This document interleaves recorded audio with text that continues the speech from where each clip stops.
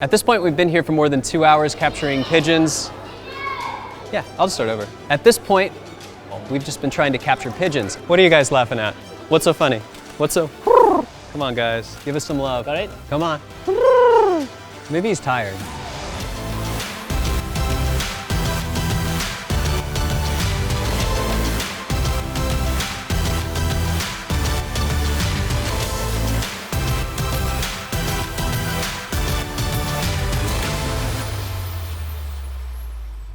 When planning where to stay in Kuala Lumpur, I was very strategic. I decided to stay in an apartment building instead of a hotel because of the incredible view from the rooftop pool deck. As pretty as I remember the view, but when I was here was when this place was, I think it was brand new. There was no bar up here, nobody was living in it, and certainly weren't this many people. So the idea is the sun will rise behind the city, and we'll be ready for it. I knew that if I wanted this view all to myself, I had to get there early. That means I had to arrive first thing in the morning. Good morning. It's much earlier than I really wanted it to be, but that's okay. I know not everybody likes to get up early. Oh shit. It is closed. Yeah, the lift isn't working and we're starting to run out of time, so we have to find a different way up. But that's the express elevator. Let's try the main elevator. I'm not really sure what's going on. Let's see if this opens. So we can go all the way. Then you know you're in a high quality elevator right there. Oh, let's see. They're not gonna make this easy for us, are they? I'm running out of ideas. Ooh. I don't want to get in that elevator. I'm not going to get in that elevator. I really don't feel safe taking that. It's been stripped down to the bones. If anything should be closed, it should be this one. So let's see if we can get in the stairwell. I'm not breaking any rules because I'm staying here. I'm just trying to find access to the pool. And apparently this time of morning they have it shut down. Oh wow. This is completely under construction. There's something going on here.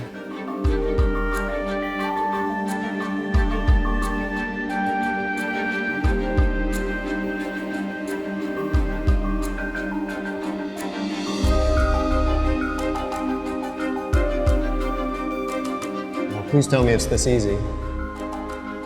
It's locked from the outside. Well, what I've learned this morning is they really don't want people up at the pool for sunrise.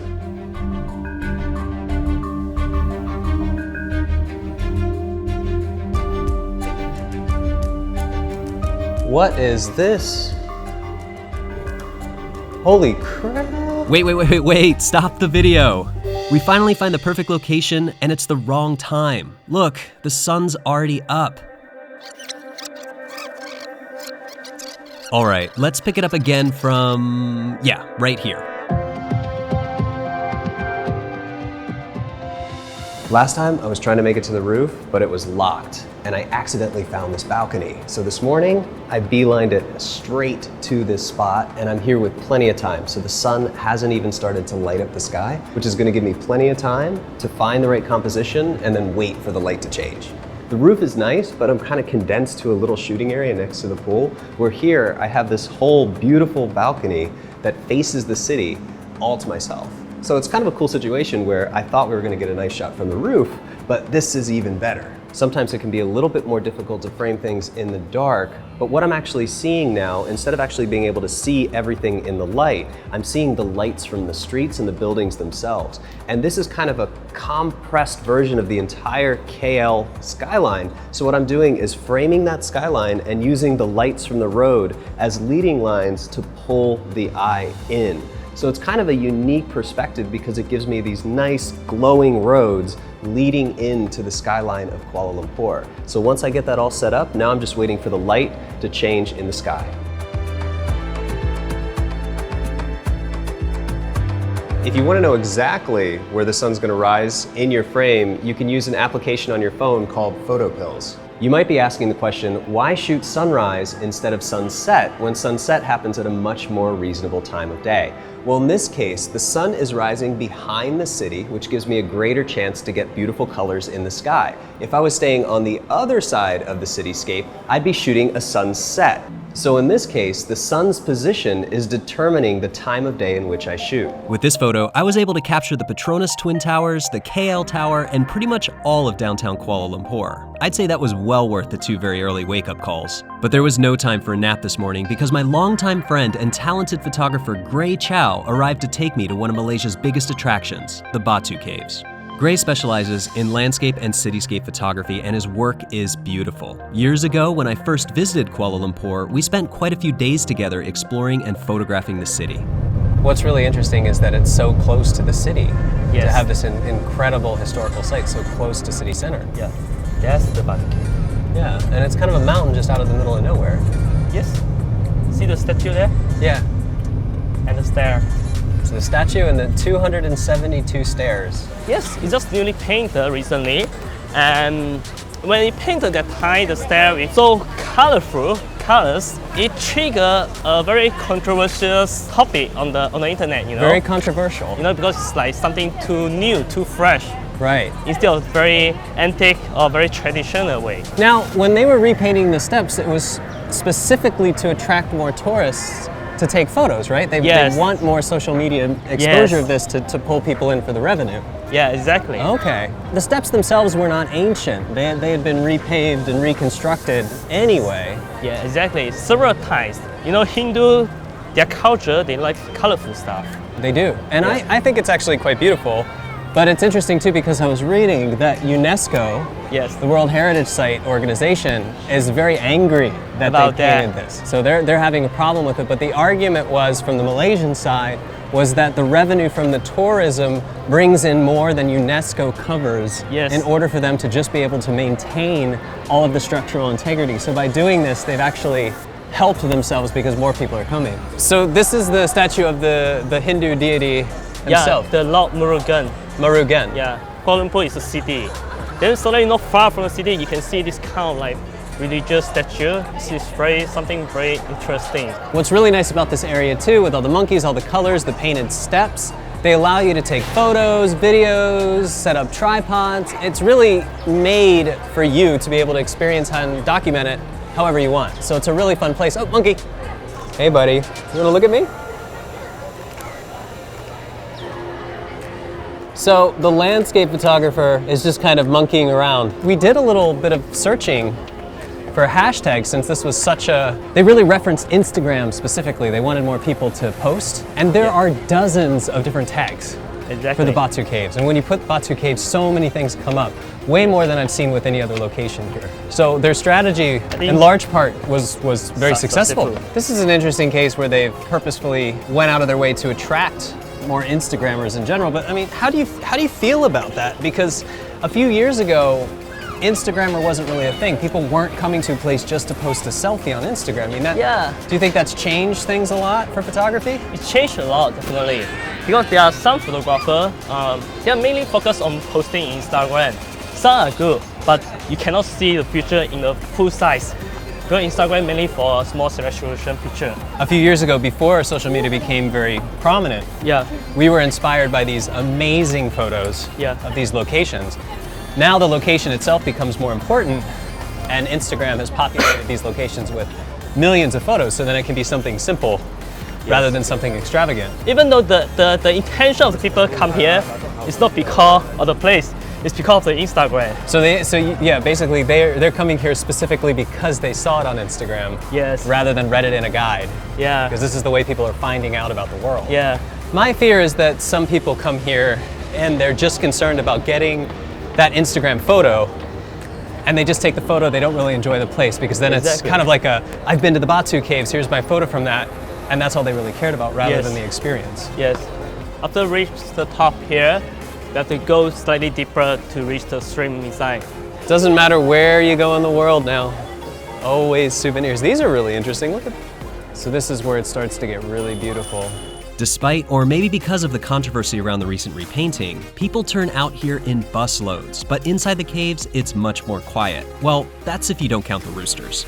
They are actually tourists that help to carry all these materials to here to help building up the temple. So yes. when they were doing the restoration, it's incredible to me that people from all over the world were just carrying buckets of material and helping to build and maintain this historical site. It's really inspiring, actually, to hear that. Can you imagine before the stairs were put in, how much dedication it took to get to the top of this temple? Yeah, you have to climb all the way up. Yeah. Beautiful day today, too. So when it's clear, we get a lot of sunlight in here. So this is actually a pretty nice day to be here.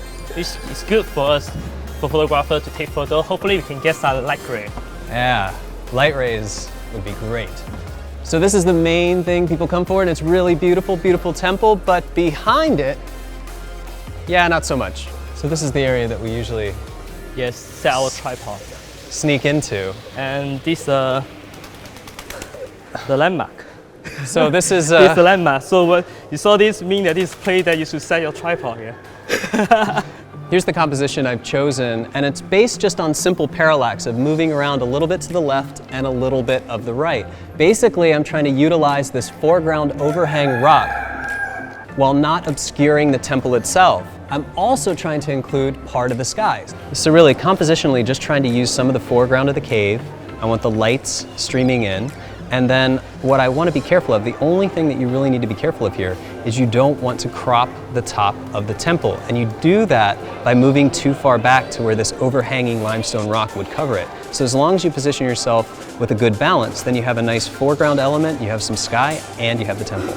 Just trying to similar to my lens a bit to focus on the light ray, and also using this one as a foreground by going to something slightly different by going to slightly lower angle, so that it's just slightly different perspective.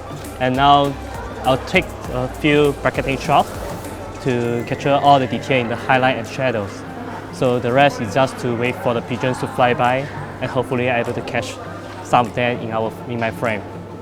We're both kind of set on the idea of framing the shot, shooting it, and then catching a pigeon mid-flight. How do you feel about taking two shots, the one you want, and then just waiting for a pigeon and sort of compositing those together?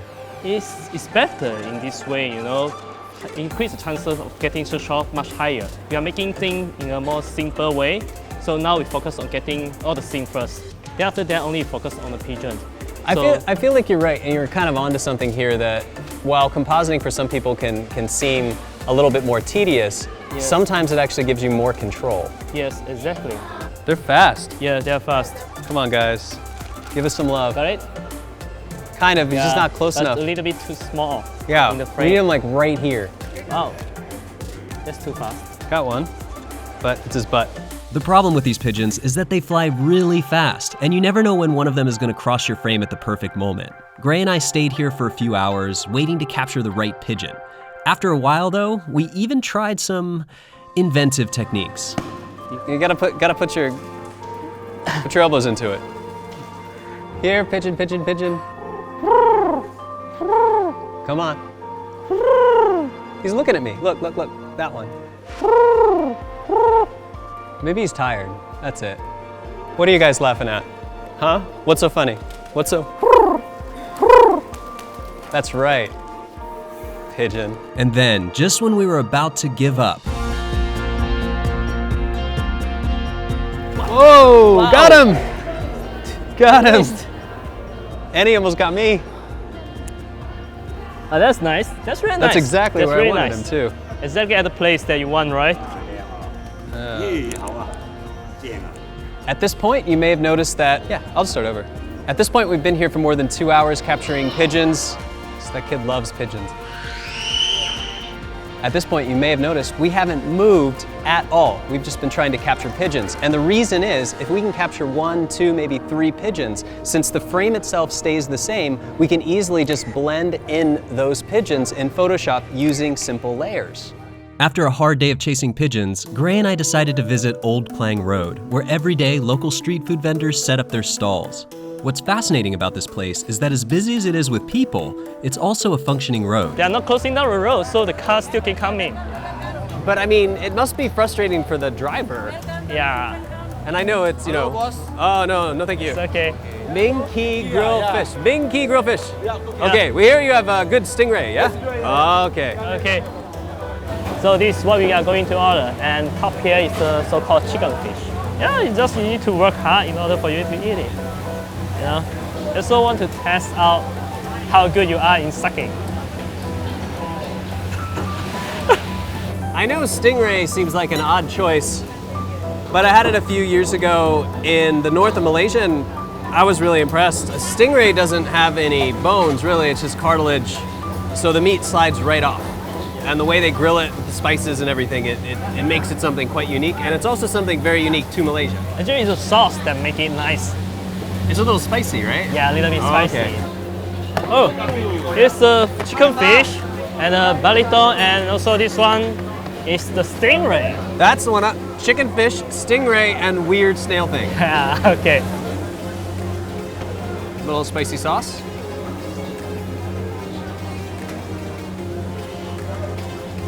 You like it? Yeah. It's like a very tender fish, like a softer white fish, but a little bit different. Like it's not chewy at all, melts in your mouth, just slides right off of the cartilage, and the spicy sauce adds a lot to it. But they grill it in spice already. What is the name of this? We call it baliton. So okay, let me demo to you first. So basically, you just have to take one. So here you start from the back here first. Okay. Actually, here you just to make it loosen. Then you just start from the top. Empty. Yeah. Okay. So basically, it's like a snail. Yeah. And take chop off. But it's like a spiral sort of cone-shaped snail, and then they chop the top off so that you can. Okay. Change to the front. I'm just gonna get in there. It's easy, right? Just gotta get in there and use your hands. That's actually, I mean, it's weird, but the flavor is really good. As we ate, we watched day turn into night as the street signs lit up and attracted customers to various restaurants and stalls. We also thoroughly cleaned our plates. Man, we really destroyed this food. Yeah. And It's amazing. yeah, and you know what? If you stay here for a longer period of time, I'm going to make sure that you will be back with some extra weight. Oh, you want me to gain weight? Yeah. Oh no. I hope you enjoyed the journey around Kuala Lumpur. If you did, please don't forget to give this video a like and subscribe to the channel, because next week, we head to Tokyo. But first, Come to find out, Andre has never tried durian before. Are you excited? I mean, the only thing making me nervous is how excited you are. Oh man, this is a lot. If you take a look, you'll see just how appetizing it is. I mean, look at those lines, like the wrinkles on a particularly old person's face. Just Bear Grylls it. Just Bear Grylls it. Oh God, that was a bad idea.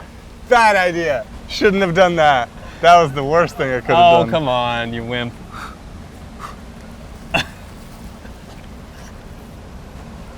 It's pretty good. It's Nope. pretty good. Not for me. Oh, you know, the aftertaste's not so bad. Okay. The initial taste is absolute and utter garbage, but the aftertaste, I know, it gets worse.